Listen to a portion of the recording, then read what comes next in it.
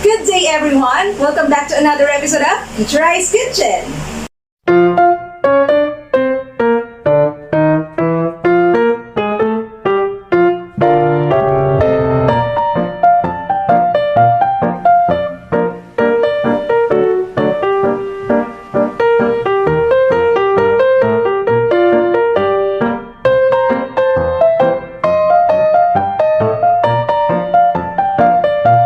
This episode, we will be cooking my favorite pork and chicken afritada. Let's talk about the ingredients. What do we need? We will be needing here 1/2 kilo or 500 grams of chicken, assorted cuts. That would be better, okay? And then I have here 1 piece of liempo, pork liempo, or this is approximately 1/4 kilo or 250 grams. And then we have here, this is cut into serving sizes. And then I have 1 medium-sized carrot. I have here 2 medium potatoes cut into quarters. I have 1 medium-sized onion slice. And then 3 cloves of garlic chopped.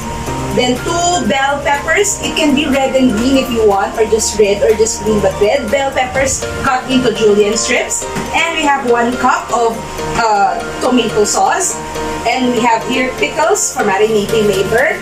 And then salt and pepper to taste. We have water. We have butter. And we will be needing soy sauce, fish sauce, and cooking oil later for the sauté. Alright, for this recipe, we will be involving various food preparation techniques and methods. So we will be marinating our chicken later, and then we will be doing pan frying of the liempo, and then sautéing and stewing all at the same time in one recipe. Let's start with the first. We will marinate the chicken cuts with soy sauce, approximately 1 tablespoon. Okay? 1 tablespoon, just marinate so that the flavors will sink in.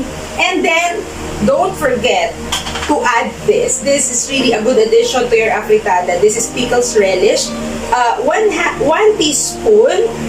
Para sa akin, mas gusto kong lumalasa siya. So, I'll be adding 2 teaspoons. So, it will depend on your liking. Kasi there are people who don't like it much.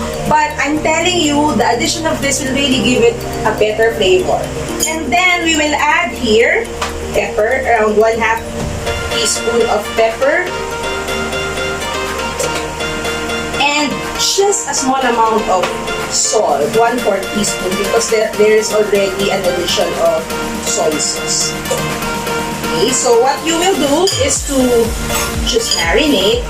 Better if you marinate this for around, let's say, 15 to 20 minutes. Or kung gusto mo mas malasa, an hour. So, ayan. Just have to mix them all together until the chicken is properly coated with the marinade. Kung nakita nyo parang, ay, kulang pa yung soy sauce, dagdagan nyo pa konti. I'm adding around 1 tablespoon more. So, alalay lang sa pagdagdag ng salty flavor mamaya para sigurado naman tayo na hindi lasang dagat ang ating dagat mo. Hindi maalat yung ating food. Okay, so we marinate it for around 20 to 30 minutes. And then we'll proceed. Okay, so we are now marinating our chicken. We go to the next. We will pan fry the pork liempo. Why? Because, of course, it takes a longer time cooking it than the chicken. So, kailangan medyo, pag niluto natin mamaya, humahabol yung paglambot ng dalawang meats. Okay, but before that, para mabilis, no? Kasi minsan, naluluto na yung ibang parts, pero yung potato at saka yung carrot, hindi pa. So, what I do usually, I pan fry. Okay? So, that's another method of cooking. I pan fry potatoes and carrots. So, ingatan lang may water. Kasi pag may water, mukhang may water pa to. Pag may water, parang ganun lang. Diba? Yun. Kasi, binabad ko kanina to sa water for a while. Bakit? Kung hindi, yung potato, pag matagal nyo na tanggal yung skin, ano nangyayari? Nag-discolor. I don't want it to discolor. So, I just added here small amount of cooking oil, around 2 to 3 tablespoons of cooking oil. Yan. To just pan fry this so that at least it will soften a little. Okay? We'll be back after a few minutes. A few minutes later. Alright, so the question is, until when are you going to pan fry the potatoes? When you see that it's at least, lighter brown, very light brown in color, pwede na yon. At least medyo malambot na siya. Ibig sabihin, mamaya, when we cook it together with the chicken and the pork, mas mabilis na siyang maluluto. That's the only reason why we do this part. Okay? Kasi medyo minsan matagal din siyang lumambot. Malambot na lahat ng ibang kasama niya. Siya hindi pa. Although other people, so after that, we add the carrots. Although other people, hindi nga, sinasama na lang they have to sauteing. Pero kasi, ayoko talaga ng matinik ko carrots. Lalo na potato. So, okay lang yun. So, at least, you have time marinating. Nagdagan natin konting oil. While you're marinating the chicken, you're doing other things. So, you're saving time. Hindi ko nilagyan ng anything yung pork. Kasi baka naman umalat siya. Mamaya, pag nag-saute tayo, isama-sama rin flavors. Okay, so, yan. We wait for some more time for the carrots to be cooked. Okay, you see, this is already turning light brown. So, we remove the carrots first. Dire-diretsoin na natin siya hanggang sa pag-pan fry or pag-sear ng ating pork. Ayan po. Okay? Bakit kailangan meron pang meat? Merong paliempo. Actually, it adds to what? It adds to a more flavorful taste because the fat coming from the liempo will still add some more flavor to the afritada. PLE teachers right there, no? This can be used for laboratory work of your students, chicken or poultry topic, and meat topic. At dahil ngayon, we are following most essential learning competencies, super shortened, no? Super essential lahat. You can combine this, you can use this to target two topics, which is poultry and beef cooking. Ayan. I'm just sharing this with PLE teachers because you see, most of the time, the problem of teachers in PLE or maybe in WorkEd is to think of a good recipe that will, focus on the topics that we're discussing. Pag hindi ka naman PLE teacher, you can use it at home, serve your family, serve it to your friends, pwede rin siya sa special occasions or any occasions that you want. So, basic cooking. Ayan, Teacher I's channel is for everyone. Hindi lang ito ginawa for teachers or for students, but it's made for everyone, men and women alike. Kasi sa totoo lang, dami tayong talks. Sa totoo lang, alam nyo, boys are better cooks. Sorry mga kababaihan, no? Men are better cooks than women. Bakit? Kasi hindi sila matipid sa ingredients. Diba totoo yun?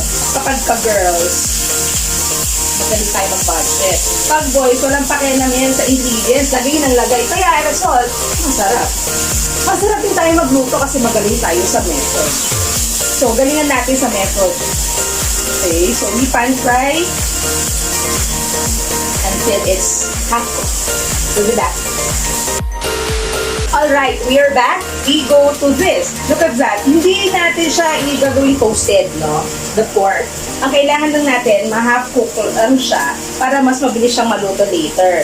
Kasi if you do it, fry it until it's toasted, it becomes what? Dry and tough later. So, dapat din, when you're pan-frying it, low heat lang. Kasi pag malakas yung apoy, mas mabilis mag-shrink yung meat, lalo na to merong fat. Tapos, mas magiging matigas. So, please take note of that. Minsan kasi akala natin kapag malakas ang apoy, mas masaya yun. Kasi bakit? Mas mabilis maluluto. Hindi yun ganon. Sabi ko nga palagi, no, patience is a virtue. Konti pa, tandaan, pagka medyo nagdadry na yung pan, no, masusunog yan pag nagluto kayo. Tagdagan nyo pa konti-konti lang na cooking oil. So, when you cook, there's no really exact measurement to that. It always depends on your desired flavor and the situation where you're in. Okay, so here, I forgot to tell you, we have to do sauteing. First things first, we saute. So, isa pa sa mga methods, no, is sauteing. We saute the onions first. Review tayo. Why do we saute the onions first before the garlic? It's because the onions prevent the garlic from burning. Yan. So, tandaan, no? Yung substance ng onion na nakakapagpaluha sa atin, that actually prevents the garlic from burning. And why is that we don't want the garlic to burn? Well, 50% of its flavor and 50% of its nutritive value are lost when they are burned or toasted or brown. Yan. So, andyan pa yung yung fat galing dun sa liempo, kaya mas malasa siya. So, when you see that the onions are translucent, you add the garlic. I always tell my students that sauteing is the heart of a cooking process. Meaning, when you saute properly, all the ingredients blend, the flavor of every ingredient blend together. So, hindi mo kailangan ng mga extenders or additional seasonings just to make it flavorful. Kasi ang totoo, pag nagpapaluto ko sa mga bata, I don't want them to use so many seasonings. I mean, the preservative ones. Kasi bakit? It's not really good for the health. Okay, so after which, we will add the chicken. So, kanina pa natin ito marinate, we add the chicken to saute. Very important that we saute the chicken properly para wala din yung lansa flavor. So, halo-halo na konti. Ay, sorry. Then, cover for a while. Let it simmer. Okay, we'll be back after a few minutes. Okay, ay sorry. Bawal na natapon. Pero kung hindi na matapon ang aking pan. Classic, no? Classic. And meron. So this is sauteing. I have not yet added anything to this, no? Kasi gusto kong maluto ng maayos muna yung chicken back before I add other ingredients, no? So, if you will look at this, medyo nag-iba na yung color ng chicken, may ibang parts na nagto-toast, but I will add now the pork para sasabay siyang maluto with the chicken. So, titignan nyo muna, hindi kayo maglalagay ng pork na yung chicken nyo, hilaw-hilaw pa. At least ito, ayan, medyo nagbabrown na ibang parts na. Para later, sabay silang maluluto.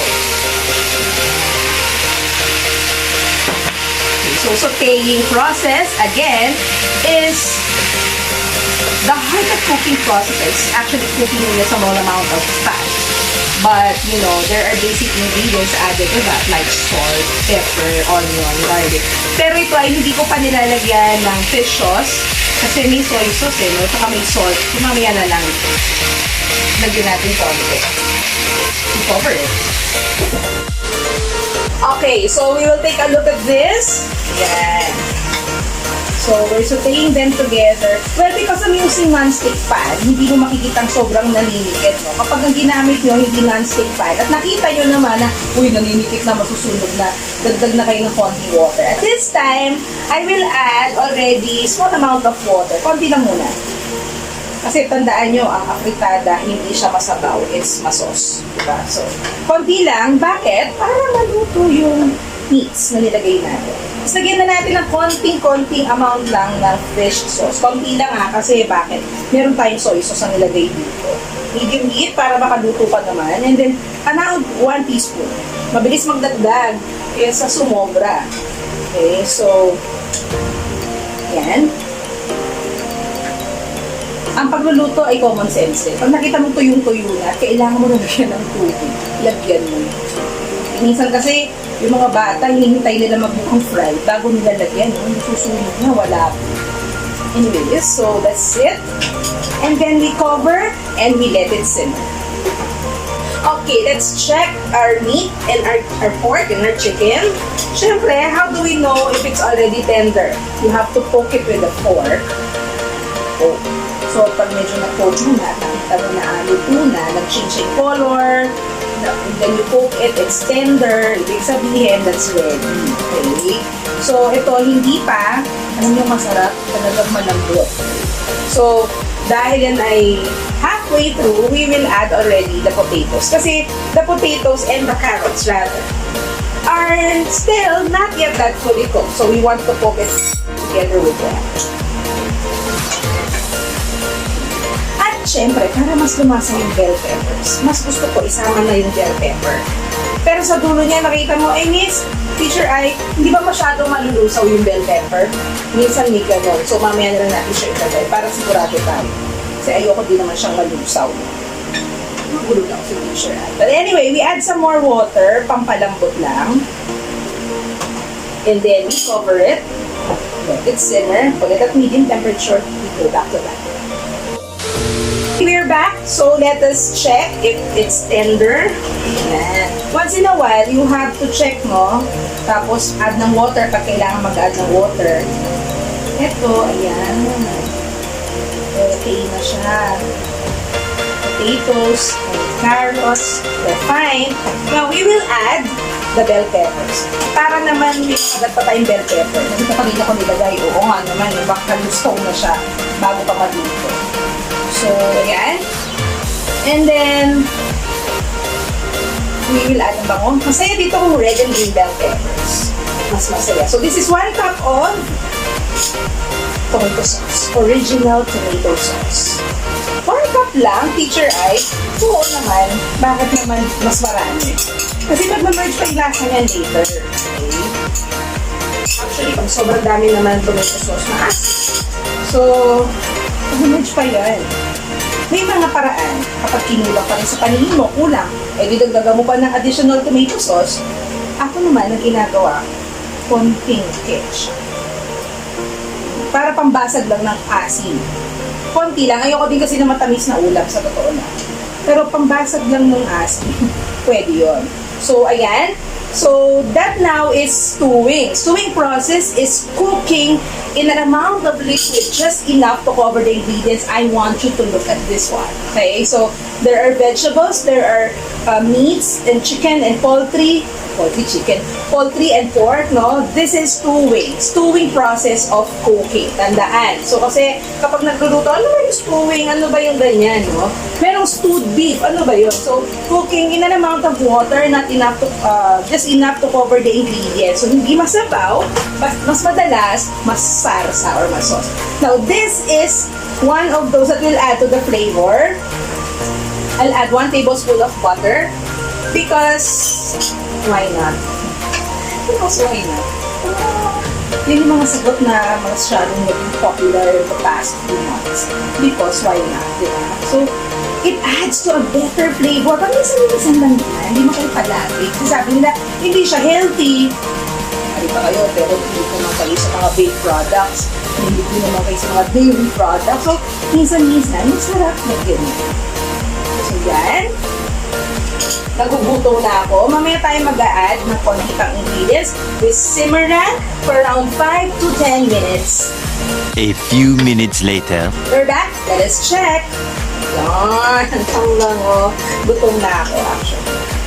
Look at this. So, I want you to look closely. Please focus the camera here. Look at that. Hindi siya masabaw, pero hindi din siya dry. Sarsa, okay? Kasi di ba minsan sa bahay nag-aagaw tayo sa sabaw. Well, ganito na lang yun. Depende na lang sa'yo. Teacher, ay pwede ba mas marami pa dyan yung liquid? That's, according to your liking, it's fine. Kaya lang kasi ito ay sarsa, hindi ito sabaw. So ito, dapat, technically, ganyan lang siya. Ngayon, kung sa bahay nyo, palagi nag-aagawan ng sarsa, ng sabaw, ganyan lang po. It's fine. Let's taste. Nagugutom na ako.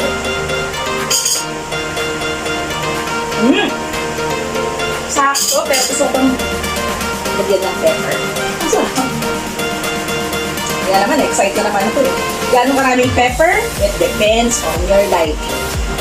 Alam niyo yung totoo. Pwede pa may mga optional ingredients to, katulad na kung gusto mo medyo spicy, lagyan mo ng sriracha sauce. Kung gusto mo medyo manamis-namis ng konti, lagyan mo ng konting brown sugar. O kaya naman, pwede mong lagyan ng konti lang. Ako gusto ko lagyan lang ng ketchup, banana ketchup. Konti lang. Pambasag asin. But this is completely optional. It's fine. Kung ayaw mo. Yung brown sugar, it enhances, konti lang, no? Very small amount pa para hindi matamis. It enhances the flavor.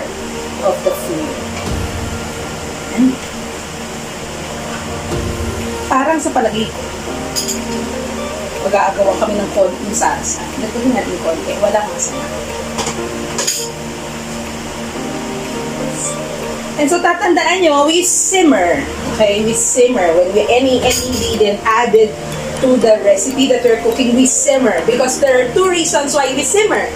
One, we simmer because we want the food to absorb all the flavors added to your dish. And number two, we simmer so that everything is cooked well after adding all these ingredients. So, maiiwasan ng pagkapanis or pag-spoil. Okay, so simmering is usually done towards the end of the cooking process. Para sa P&E teachers and home economic teachers right there, this recipe, this video is complete for your teaching. So, I encourage you to use this one. Ako kasi gagamitin ko ito sa aking lessons. Okay? I'm just sharing it para ang hirap, diba, lalo sa panahon ngayon. I'm sharing it para may mga magagamit din naman ito. Alright! Tingnan natin. So, mukhang ang video na to ay mahaba. Pasensyahan nyo na. Pero, for instructional purposes and for people who are just starting to cook, we help. Kasi, kita yan. Sila lang. Konting asin. And wapa mo siya. Okay? Ha. Alright. We'll simmer for 5 minutes and then it will go down. Okay, we're back after that 5 minutes of simmering it after adding the salt. Now, we switch it off already and we will do this. So, kukuha tayo dito ng pork, potato, carrot, kinuha ko lahat, at ng chicken. Naliligaw ako ng part ng chicken. I love Thai part. Pero mahirap maghanap, matagal pa, no? Huwag na. Ayan. Ayan. Let's taste. The most exciting part of this lesson is tasting. Okay, so, mainit-init pa. Simula tayo sa salsa. Sarap. And then, dito tayo sa meat kasi ito yung matagal na rin for taste.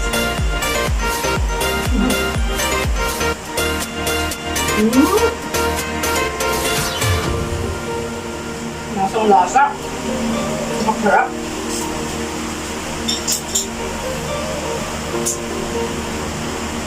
Mainit.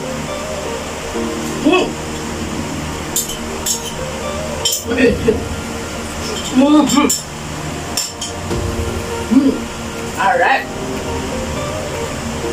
So, this is pork and chicken afritada. So, I hope that you like this video and you learned a lot from it with all the details that I mentioned. Okay, and I also hope that you will do it for your family, for your friends, any time of the day or maybe any day of the month, of the week. For ordinary special occasions, that would be fine. Okay? And so, I hope that you will like and share this video to everyone that you know. And if you have not yet subscribed in my YouTube channel, please click subscribe and hit that notification bell for more videos and updates. Once again, this is me, PICKLES, for Teacher I's Kitchen. I'll see you again in our next videos. Thank you for watching!